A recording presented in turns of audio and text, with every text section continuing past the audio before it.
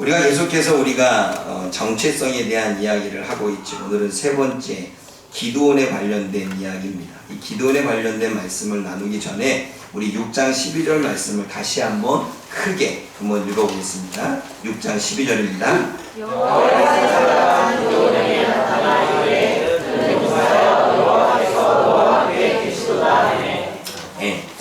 여러분, 요즘 젊은이들의 심리적 상태를 한 단어로 표현하자면 무기력감입니다. 젊은 친구들과 대화를 나누다 보면 공통적으로 하는 말이 있습니다. 어차피 해도 안 될 겁니다. 나는 이 정도밖에 되지 않습니다. 남들처럼 산다고요? 그렇게 살 수 없습니다. 이것이 요즘 젊은이들이 공통적으로 하는 이야기입니다. 여러분, 이 친구들이 이러한 무력감은 단순히 게을러서 노력하지 않아서일까요?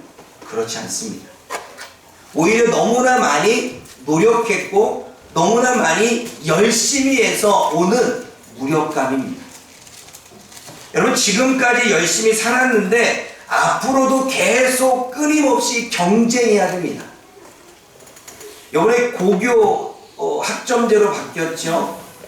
9등급에서 5등급으로 등급이 줄어진 것처럼 보이지만 오히려 경쟁은 더 강화가 되어지는 부분이 되어집니다.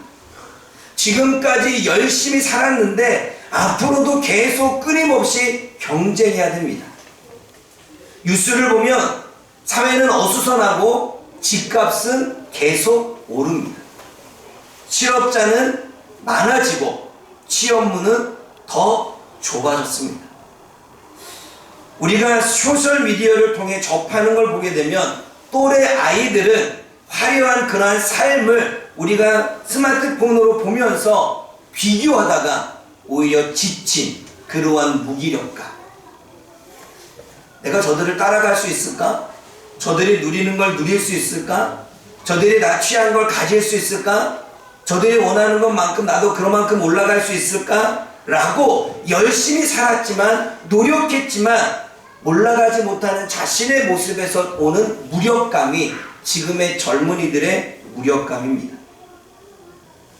이 거대한 환경과 사회적 압박 가운데 젊은이들은 나는 할 수 없는 사람, 노력해도 계속 힘들어지는 세상으로 패배주의의 정체성에 갇혀 살아갑니다. 여러분, 패배주의의 정체성은 자신감이 없어집니다. 모든 일에 소극적이 되어집니다. 해보기도 전에 포기해버립니다. 이것이 패배주의의 정체성입니다. 혹시 여러분들은 인생을 살면서 자신감이 없어지십니까? 또는 내가 열심히 옛날에는 적극적이었는데 어느 순간 소극적으로 변해진 자신의 모습을 보게 됩니까? 도전해보기도 전에 안 된다고 생각해서 시도도 해보지 않고 포기하지는 않습니까? 이미 우리는 패배주의의 정체성에 갇혀버린 것입니다.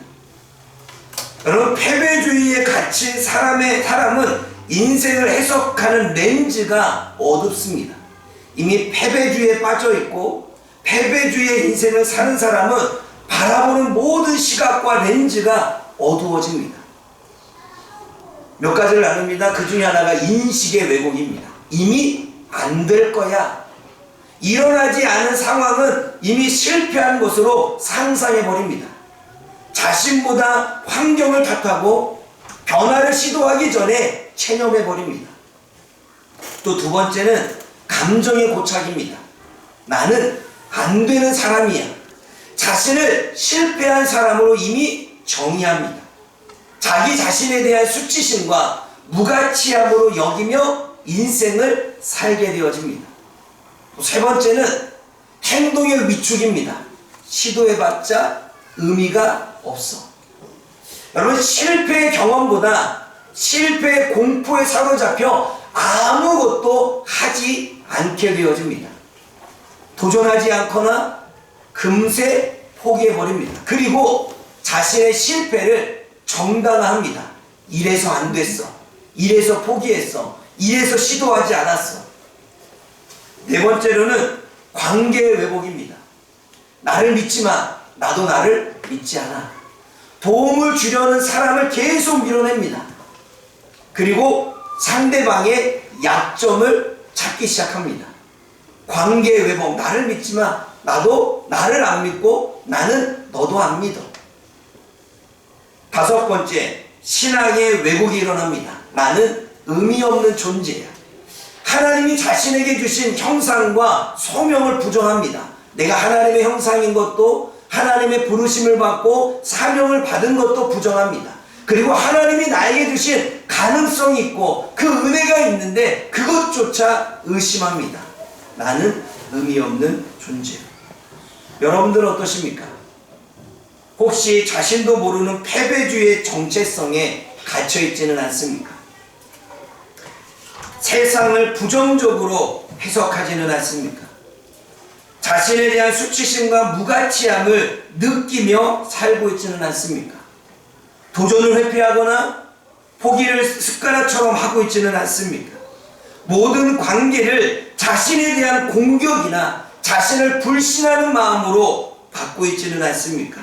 또는 하나님의 주신 은혜를 불신하고 자기 자신을 부정하고 있지는 않습니까?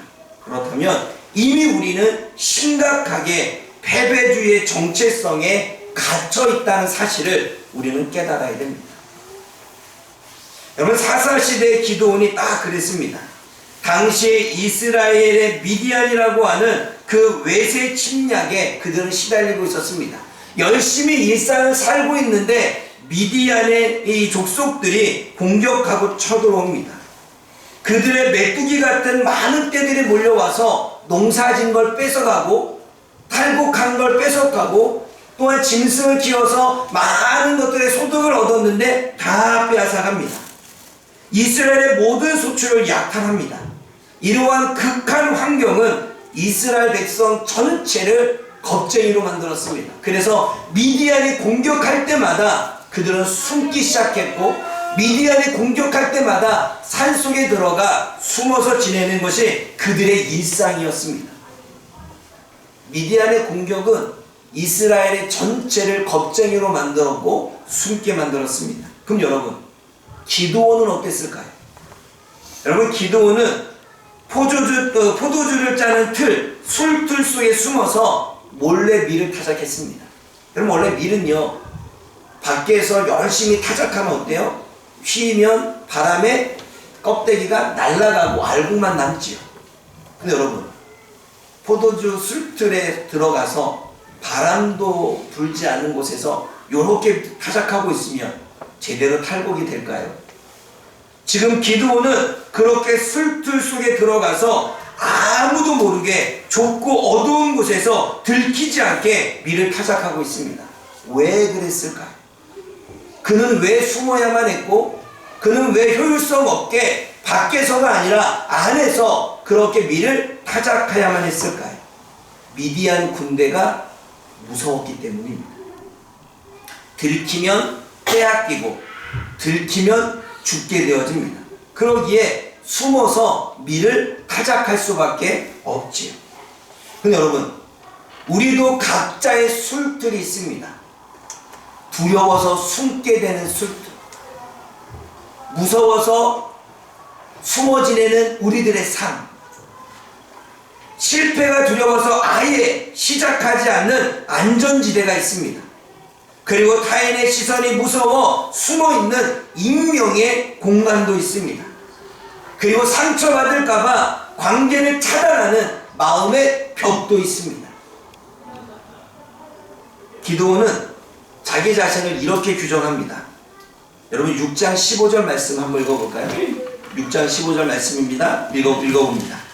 나는 문하세 지파 중에서도 가장 약한 가문 출신이고 그 집안에서도 가장 보잘것없는 사람입니다. 자신은 문하세 지파 중에서도 가장 약한 가문에 속해 있고 그 집안에서도 가장 보잘것없는 가문이라고, 보잘것없는 사람이라고 이야기를 합니다. 이것이 기드온이 자신에게 가지고 있는 정체성이었습니다. 나는 가문이 대단하지 않아. 나는 보잘것없는 사람이야. 환경이 그를 약하게 만든 것이 아닙니다. 환경 앞에서 스스로 포기한 그 자신의 마음이 그를 약하게 만든 것입니다. 여러분, 겁쟁이 기드온이라고 하는 이 꼬리표는 미디안이 붙인 게 아닙니다. 자기 자신이 붙인 것입니다. 기드온 스스로가 겁쟁이 기드온이라고 하는 꼬리표를 붙인 것입니다. 겸손하게 보이지만 철저히 환경 속에 종속되어 살아가는 기드온의 모습을 보게 되어집니다. 이것이 패배주의의 정체성입니다. 여러분, 심리학자 칼 융은 이렇게 말합니다.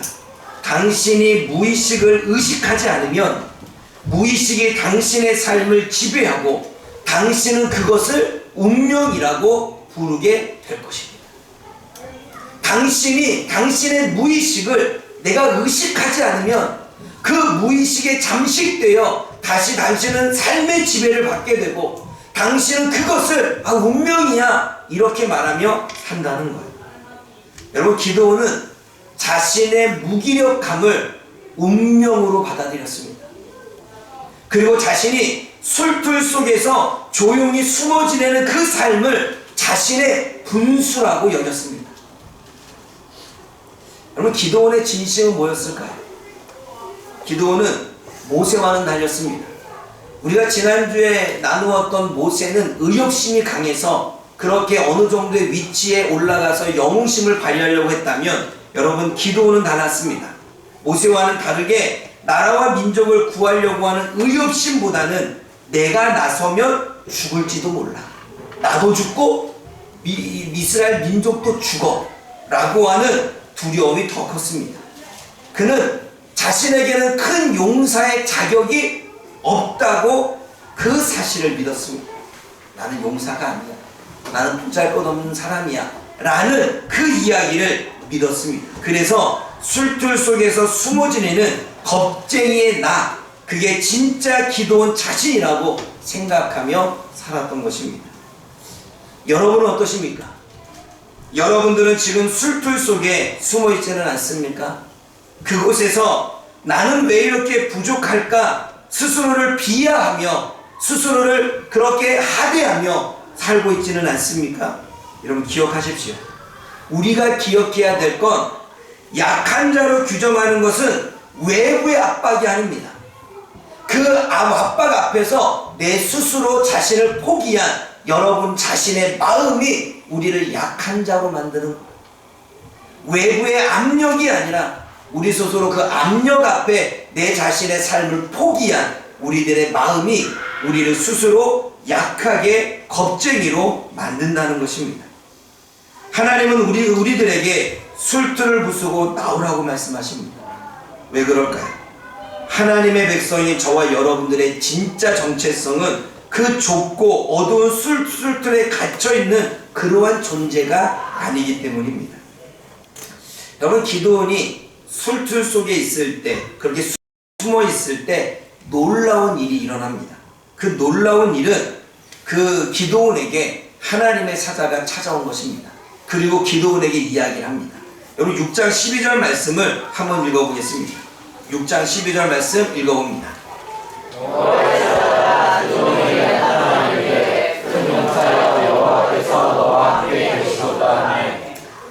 여호와의 사자가 나타나 기드온에게 뭐라고 말합니까? 큰 용사여, 하나님께서 너와 함께 하신다, 이렇게 말씀하고 있습니다.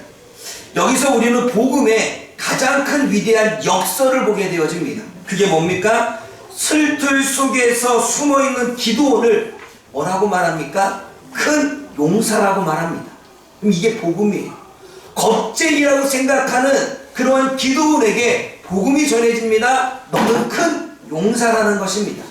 나는 할 수 없다라고 말하는 그러한 기드온에게 복음이 전해집니다. 너는 할 수 있는 큰 용사라는 것입니다. 여러분, 이것은 기드온의 시선이 아니었고 하나님의 시선이었습니다. 기드온은 자기 자신을 바라봤을 때에 겁쟁이였고 할 수 없는 자였고 막막한 자였기 때문에 숨어 지냈지만, 하나님의 시선은 기드온에게 큰 용사라고 말씀하고 있습니다. 여러분, 그렇게 말씀하고 있는 기드온의 현실은 어떻습니까? 그리고 그가 지금 있는 장소는 어디입니까? 기드온은 스스로 생각할 때도 작은 겁쟁이인데 하나님은 그를 큰 용사라고 부르시고 있습니다. 근데 여러분, 이 부르심은 기드온의 현재 상태에 대한 평가가 아닙니다. 하나님의 미래 계획에 대한 선포였다는 거예요. 지금 기드온이 큰 용사가 되어져서 큰 용사라고 부르는 게 아닙니다. 그간 겁쟁이로 숨어 있었지만 하나님은 그의 현재 상태가 아니라 미래에 하나님의 계획을 보고 그에게 너는 큰 용사라고 선포하는 것입니다. 그리고 하나님과 함께하는 성도에 대한 평가가 바로 큰 용서라는 거예요. 하나님이 함께하지 않으면 겁쟁이입니다. 하나님이 함께하지 않으면 할 수 없는 존재가 되어집니다. 하나님이 함께하지 않으면 패배주의 정체성을 갖고 살아갑니다. 그런데 하나님이 함께하는 성도는 큰 용사가 되어집니다.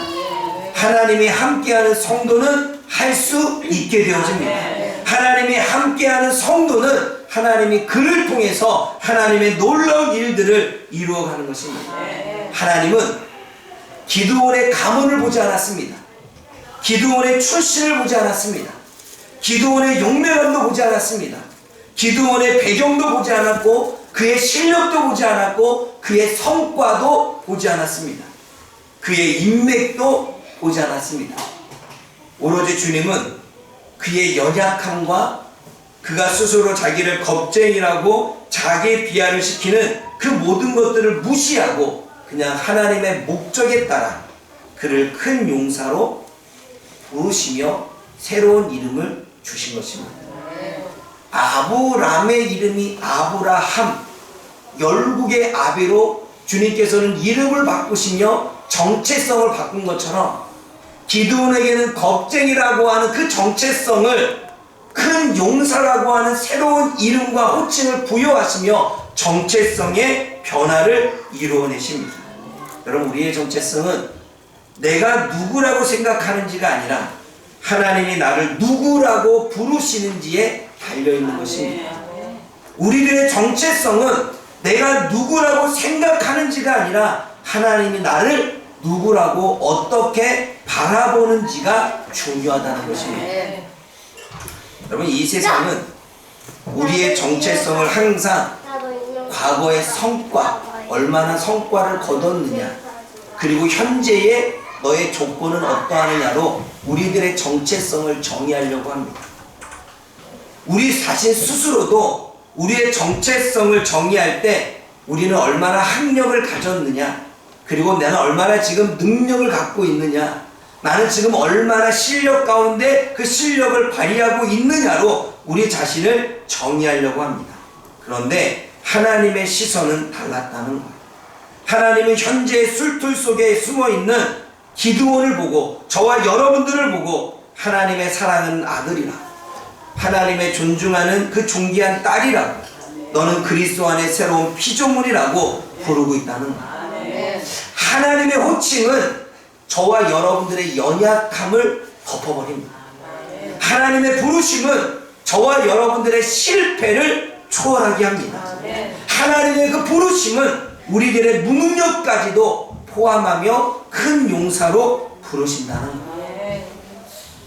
여러분, 제가 설교를 준비하면서 한 책을 찾아보다가 이동원 목사님이 쓴 책 중에 산다는 것은 무엇인가 라는 것을 접하게 되어졌습니다. 이동원 목사님은 산다는 것은 무엇인가 라고 하는 그 책에서 이렇게 이야기합니다. 직업은 내가 하는 일이고 정체성은 내가 누구인가입니다. 직업이 정체성을 규정하면 직업을 잃어버릴 때 나도 잃어버리게 된다는 거예요. 나의 직업이 나의 정체성이 되면, 나는 무직자가 되면 정체성이 없는 자가 된다는 거예요. 실력과 자격이 나의 정체성이 되어지면 내가 실력을 발휘하지 못하고 그 자격을 써먹지 못하게 되면 우리의 정체성은 사라지게 된다는 거예요. 성과가 나의 정체성이 되어지면 나는 어느 곳에 가서 성과를 이루지 못하면 나는 정체성을 잃어버린 존재가 되어진다는 거예요. 좋은 대학이, 좋은 성적이 나의 정체성이라고 한다면 좋은 대학에 못 가고 좋은 성적을 거두지 못하면 나는 나의 정체성을 잃어버리게 된다는 것입니다. 이것은 자기 비하가 자기의 정체성을 얼마나 깊이 장악하고 있는지를 보여주고 있는 것입니다. 여러분, 하나님은 큰 용사라고 부르시는데 기도는 계속해서 자기를 작은 자라고 인식하고 있습니다. 여러분, 이것이 자기 비하, 겸손의 가면입니다. 여러분, 겸손이 무엇입니까? 우리는 겸손하기 위해서 자기를 낮추기 시작합니다. 잘못해요. 근데 여러분, 자기를 낮추는 겸손함이 자기 비하의 또 다른 모습, 가면이라는 사실을 아십니까? 겸손하려고 하다가 결국 자기를 비하하는 삶을 사는 것이 우리들의 모습이라는 것입니다. 하나님은 기드온의 연약함을 꾸짖지 않았습니다. 오히려 확신을 주셨습니다. 여러분, 6장 16절 말씀을 읽어봅니다. 6장 16절, 우리 성경을 한번 찾아서 읽어보겠습니다. 사사기 6장 16절 말씀 읽어봅니다.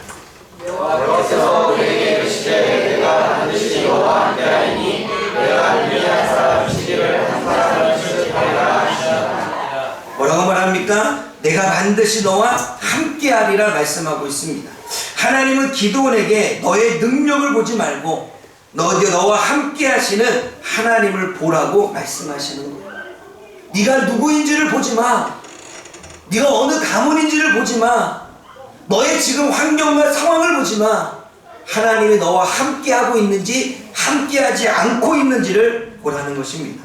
여러분, 정체성은 내 안에 있는 잠재력이 아니라 그 잠재력을 주시는 하나님을 바라보는 것, 그것이 우리의 정체성입니다.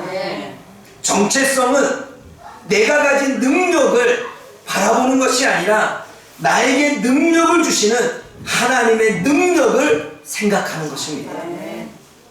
사랑하는 여러분, 오늘 여러분들을 향해 하나님은 큰 용사라고 부르십니다.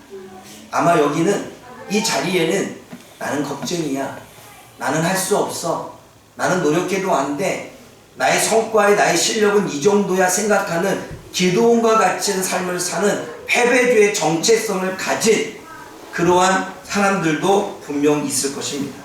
그런 우리들에게 주님은 지금 말씀하십니다. 너는 큰 용사라는 것입니다. 여러분, 이 하나님의 음성을 우리가 들을 수 있기를 원합니다. 하나님의 이러한 음성과 부르심에 반응하는 순간 우리는 더 이상 겁쟁이가 되지 않습니다. 하나님의 비전을 성취하는 큰 용사가 되는 것입니다. 기드온은요, 하나님이 부르시는 그 부르심에 가만히 있지 않았어요. 계속 술들에 숨어 있지 않았습니다. 두려워서 안전지대에 있거나 소셜미디어에 숨어서 익명의 그러한 공간 안에 있거나 관계의 벽을 벗고 마음의 벽을 쌓거나 하는 곳에 있지 않았습니다. 그는 술틀에서 나왔습니다. 나왔기 때문에 그는 큰 용사의 길을 걸어갈 수 있지요. 여러분, 반응하지 않으면 아무 일도 일어나지 않습니다. 하나님의 음성을 들었는데 반응하지 않으면 아무 일도 일어나지 않습니다. 책을 읽고 감동을 받았는데 반응하지 않으면 역사는 기록되지 않습니다. 수많은 교훈을 듣고 수많은 우리가 세미나를 듣고 수많은 강연을 들었지만 반응하지 않으면 우리는 여전히 제자리에 숨어있는 기드온처럼 살게 되어지는 것입니다. 하나님은 우리들에게 반응을 원하십니다. 하나님은 우리들에게 행동을 원하십니다. 하나님은 우리들에게 실천을 요구하고 있습니다.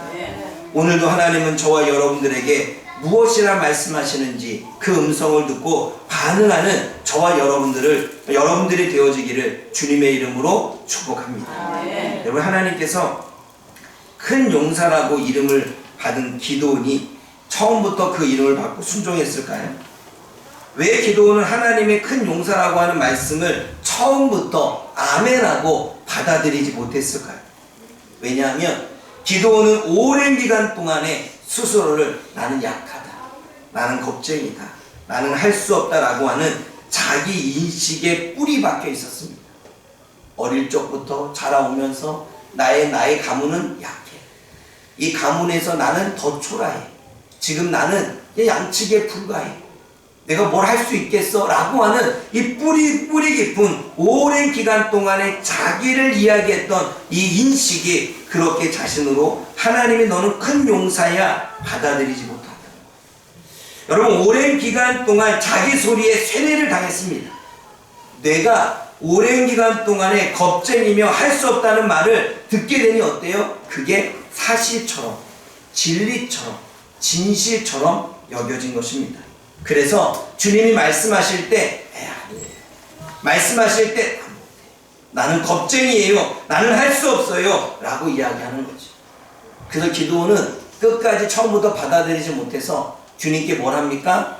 양털 시험을 합니다. 양털 뭉치 시험을 하는데 하나님이 정말 나와 함께 하시면 양털에만 이슬이 내리고 땅은 마르게 해주십시오. 주님이 그렇게 해주십니다. 그러다가 또 의심한 기드온은 양털만 마르고 땅에만 이슬이 내리게 해주십시오 라고 요구합니다. 그런데 하나님은 그 요구도 들어주십니다. 기드온은 하나님의 음성을 의심합니다.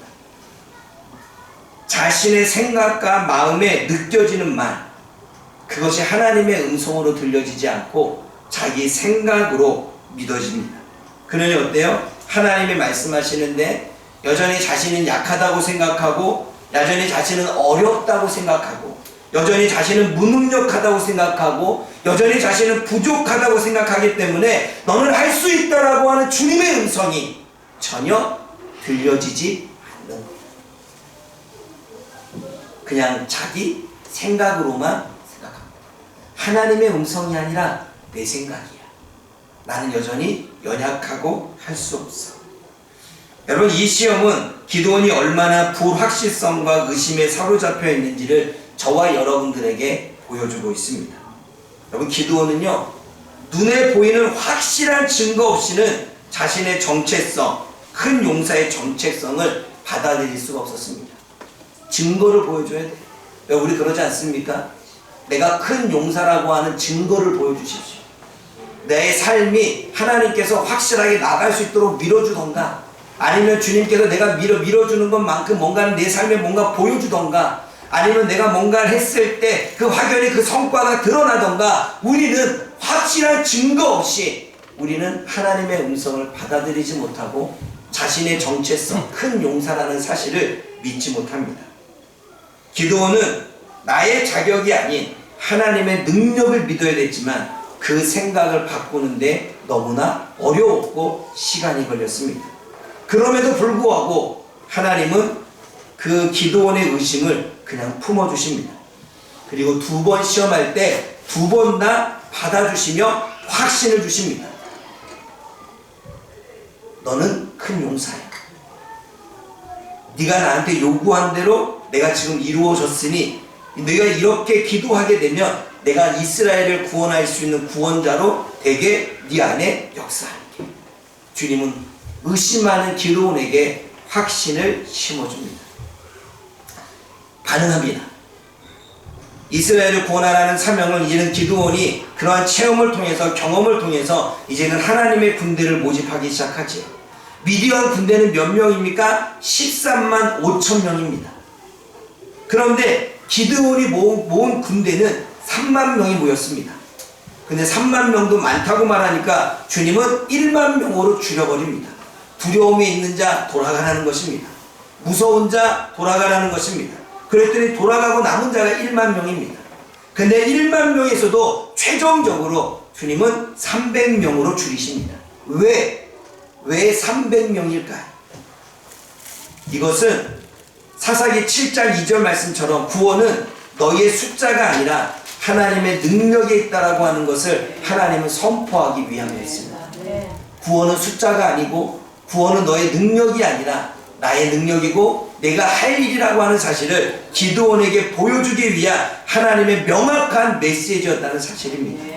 기드온의 정체성은 하나님의 능력을 체험하는 통로로 사용된 것입니다. 연약한 자를 통해 강하게 쓰시는 하나님, 겁쟁이를 통해 큰 용사로 사용하시는 하나님, 할 수 없는 자를 통해 해내시는 하나님의 능력을 보여주시는 하나님의 통로로 사용된 게 기드온의 정체성이었습니다. 여러분, 기드온이 전쟁터에 들고 간 무기는 무엇입니까? 그게 무엇이었죠? 기억나십니까? 횃불과 항아리였습니다. 그리고 나팔이었죠. 근데 여러분, 무기라고 하기에는 너무나도 조촐하고 무능력해 보였습니다. 상대방은 칼을 가지고 있고 도끼를 가지고 있고 찔르며 죽일 수 있는 무기였는데, 기드온과 300명의 용사는 횃불과 항아리와 나팔뿐이었습니다. 그것을 어떻게 13만에 5천명의 미디안 군대를 이길 수 있겠습니까? 어두운 밤 그들은 횃불을 숨기고 항아리에 횃불을 숨기고 미디안 진영으로 들어가기 시작합니다.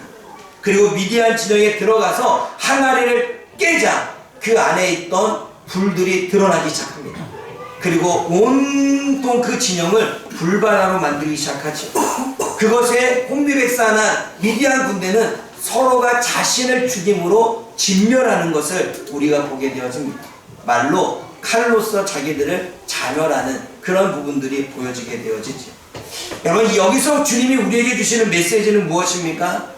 기드온의 정체성, 300명의 용사를 이끄는 뛰어난 장군이 기드온이다, 이거를 말하는 게 아니에요.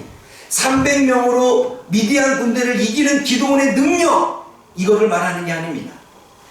하나님의 기적을 담아내는 깨진 항아리. 횃불은 항아리 안에 있을 때 아무런 의미가 없었지만 깨어질 때 비로소 세상을 밝힐뿐만 아니라 주변을 이길 수 있는 능력이 되었다는 거예요. 사랑하는 여러분, 우리는 늘 완벽한 나를 보여주려고 애씁니다. 직장 안에서도, 학교 안에서도, 사람들 모습에서도, 가정 안에서도 완벽한 나를 보여주려고 했습니다. 그런데 복음은 저와 여러분들이 깨어진 항아리가 되라고 말씀하고 있습니다. 우리의 연약함, 우리의 실패, 우리의 부족함이 항아리처럼 깨어질 때 그 안에 감추어 있던 예수 그리스도의 빛이 드러나는 것입니다. 여러분, 저와 여러분들이 항아리 안에 횃불이 감춰있던 것처럼 항아리인 저와 여러분들 육신 안에 예수님의 빛이, 예수님의 모습이 숨어져 있는 줄 믿습니다. 그러면 우리는 깨어질 때 예수님이 드러나는 것입니다. 우리가 깨어질 때 예수님의 능력이 나타나는 것입니다. 우리의 실패와 우리의 부족함이 항아리처럼 깨어질 때 비로소 하나님의 능력이 나타나게 되는 거예요. 근데 여전히 우리는 우리의 연약함이 깨어지지 않아. 우리의 무능력함이 깨어지지 않아. 여전히 우리는 우리가 무엇인가를 해보려고 할 때 우리 안에 들어있는, 우리 안에 존재하는 예수 그리스도의 빛과 그 모습과 그 능력이 나타나지 않게 되는 것입니다. 사랑하는 여러분, 오늘 우리의 정체성은 큰 용사라는 타이틀 그 자체가 아닙니다. 우리의 정체성은 우리의 연약함을 통해 하나님의 능력을 드러내는 도구, 그게 저와 여러분들의 정체성인 줄 믿습니다. 저와 여러분들은 하나님의 능력을 드러내는 도구입니다. 겁쟁인 우리를 통해서 하나님의 능력을 드러내는 도구, 할 수 없는 우리를 통해서 할 수 있는 역사를 만들어내는 하나님의 도구, 불가능한 것들을 가능하게 나타날 수 있는 그 역사를 이뤄내는 그 도구가 저와 여러분들인 줄 믿습니다. 그러기 위해서는 우리는 깨져야겠죠. 여러분, 실패가 두려워서 아예 시작하지 않는 안전지대에 있습니까? 그 술틀을 깨기를 원합니다. 타인의 시선이 무서워서 숨어 있으며 익명의 공간에서 댓글을 다는 데에 열심히 하고 있습니까? 그 술틀을 깨기를 원합니다. 상처를 받을까봐 관계를 차단하는 마음의 벽 가운데 살아가고 있습니까? 그 술틀을 깨시기를 바랍니다. 여러분들의 연약함, 여러분들의 실패, 여러분들의 부족함, 그를 느끼는 그 항아리를 깨트리기를 바랍니다. 그때 예수님이 드러나십니다. 그때 예수님의 능력이 우리를 통해 나타납니다. 항아리를 깨는 순간 빛이 나와 미디안 군대를 전멸했듯이 여러분 안에 만들어진 정체성이 항아리를 깨는 순간 예수님이 여러분들의 삶을 빛나게 할 것입니다. 여러분들 안에 녹아져 있는 패배주의 정체성, 겁쟁이의 정체성, 무능력하다고 생각하는 그 정체성, 그 항아리를 깨는 순간 저와 여러분들은 큰 용사가 되어져서 하나님께 크게 쓰임받는 하나님의 백성이 될 줄 믿습니다. 기억하십시오. 여러분의 인생은 여러분의 손에 달려있고 여러분의 능력에 달려있고 여러분의 자격에 달린 것이 아닙니다. 여러분의 인생은 하나님의 손에 달려있고 하나님의 능력에 달려있고 하나님의 자격에 달려있는 것입니다. 여러분의 자격이 아닌 함께 하시는 하나님의 능력 속에 참된 큰 용사가 되어져서 하나님이 주신 삶을 살아가기를 주님의 이름으로 부탁드립니다.